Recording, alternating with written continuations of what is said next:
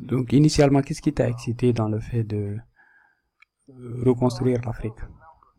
Bon, je peux dire qu'il y a beaucoup de raisons. Bon, la raison la plus évidente étant que je suis soit africain.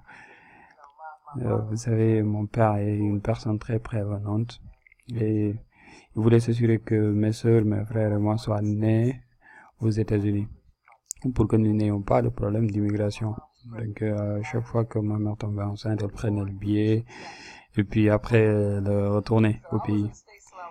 Donc, j'ai été aux États-Unis jusqu'à l'âge de 11 ans. Et j'étais en Afrique jusqu'à l'âge de 11 ans, je suis revenu aux États-Unis et je retournais souvent en vacances. Et j'étais à l'école, mais j'avais constaté que après 18 ans d'aller-retour, rien n'avait changé dans le voisinage. C'était les mêmes gens, c'était les mêmes villages, c'était les mêmes styles de vie, c'était les mêmes combats. Et je pouvais pas comprendre pourquoi il y a seulement les politiciens qui avaient les jolies maisons, les jolies voitures, et que le reste de la population vivait dans des zones où il n'y avait pas d'eau, d'électricité, entre autres. Ils étaient très pauvres, très pauvres. Et en vivant aux États-Unis, j'étais très gâté. Donc quand je revenais pour visiter ma grand-mère, et j'allais puiser de l'eau, parce qu'il n'y avait pas de l'eau courante.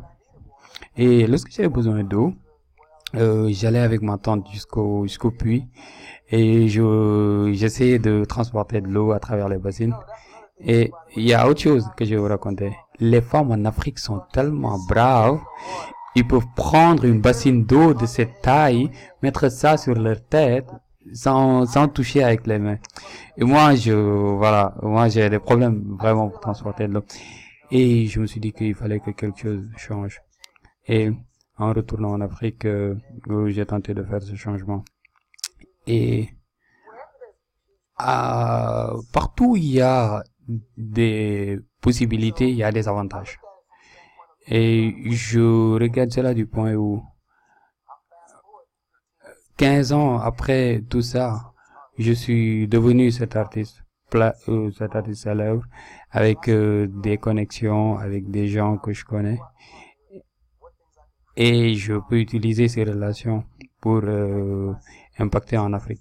Et j'ai décidé d'utiliser ces ressources-là à travers de la philanthropie. Après, j'ai découvert que ça pouvait être quelque chose avec du profit. Et je me suis dit qu'il faut que je rentre dans les affaires à travers l'entrepreneuriat. Et depuis lors, c'est mon objectif. Je veux que l'argent soit fait en Afrique et réutilisé pour construire l'Afrique.